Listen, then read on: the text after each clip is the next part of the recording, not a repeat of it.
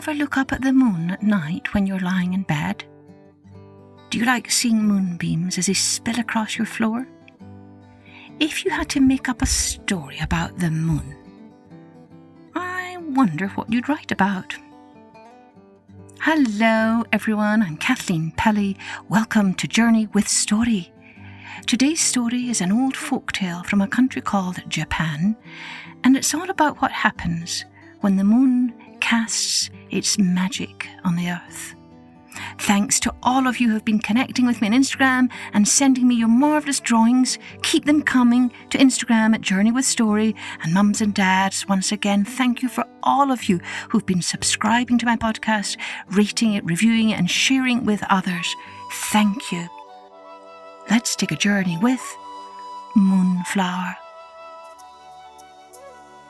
Once upon a time, there lived a poor horse farmer and his wife who wished with all their hearts to adopt a child and raise her as their own. But when they went to the mayor to make their request, he refused them, saying they were too poor and would have nothing to offer any child. The couple were heartbroken, and as time went by, their sorrow grew more and more. Then one spring night, they noticed the moon was shining more brightly than usual, pouring into the windows of their little cottage. Suddenly, a moonbeam shone directly through their window onto their dining room table. A small dot appeared on the beam, and as the couple watched in astonishment, that dot grew until it was a tiny silvery horse as little as a mouse, and on his back he carried a flowering cherry branch. As the couple stared, a deep voice filled the room. "Don't be sad," the voice said. "I am the moon, and I am sending you one of my children." With those words, one cherry blossom opened its petals, and there sat a tiny baby as small as the tip of a finger. "This is Moonflower, and she will be yours to love and raise for 18 years, the voice said. "When she is 18, she must return to me. Now lift her from the flower and take good care of her." The woman reached out and lifted the tiny baby and placed her on a mat, and Moonflower at once began to grow. Soon she was the size of a human baby, with eyes shining as brightly as stars. She was dressed in a pink kimono embroidered with cherry blossoms, and in her hand she held a magnificent ruby. The tiny horse turned and raced back up the moonbeam, and the moon said, "Use the years wisely." A moment later, the moonbeam disappeared.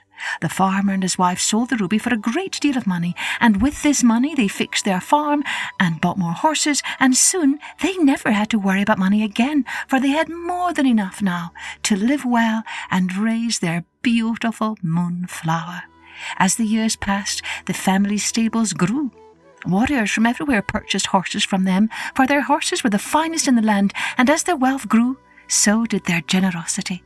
Moonflower grew up to be kind, generous, wise and lovely. Everyone adored her and treated her with great respect.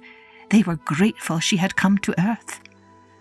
But the farmer and his wife could not forget that Moonflower would one day leave them, and she too worried about the day she would have to say goodbye. Moonflower was happy on earth, and she loved her parents. One day, Moonflower overheard her mother talking to her father. "When Moonflower is gone, my heart will be broken, and the spirits of our ancestors will mourn, for there will be no grandchildren on earth to remember them." Moonflower decided she must find a way to her brothers and sisters, and so she went to see the mayor. "My parents are the best parents anyone could wish for. I have come to request that you allow them to adopt more children." The mayor could not disagree, and when Moonflower told her parents what she had done, they were so touched that they wept. Over the next few years, they adopted 3 boys and 2 girls, children they raised with the same generosity, kindness and love they had always shown Moonflower. Moonflower loved her brothers and sisters, but the day came when Moonflower turned 18. Her parents were grief-stricken, but still they invited the village to celebrate her birthday. They filled the garden with lanterns, and they invited musicians to play sweet songs. They filled tables with food and wine. Everyone sang and danced and enjoyed the festivities. At midnight, a bright moonbeam suddenly shone into the garden, settling on a flowering cherry tree. Everyone stared as figures began to float down the beam, each one riding a magnificent silvery white horse. The figures were all smiling, the women beautifully dressed in embroidered kimonos and men dressed as warriors. They joined the party, drinking and eating and dancing. Moonflower noticed one young man, and she thought he was the most handsome fellow she had ever seen. She smiled at him, and he smiled back. And then he led his horse toward her, and he said, "Moonflower, this is the horse that brought you here, and this is the horse that shall carry you home. He has been waiting for you, Moonflower." Moonflower smiled again, and so did her mother and father. Although they were sad, now they knew their daughter would be happy. She would find love and companionship on the moon. Suddenly the voice of the moon spoke again. "Dear friends, you have used the years wisely, and as a reward I will not take Moonflower away forever. Every year on her birthday, she may come to visit you, and she will bring her husband and her children." Everyone was overjoyed, and the celebrating continued until dawn. And as the night faded, the farmer, his wife, and their children hugged Moonflower as hard as they could. Then they stood and they wept as Moonflower mounted her horse and rode up the moonbeam, and they waved goodbye. But forever after, on her birthday, Moonflower comes back to Earth to visit, to celebrate, and to honour all the generations that came before her and those who came after her.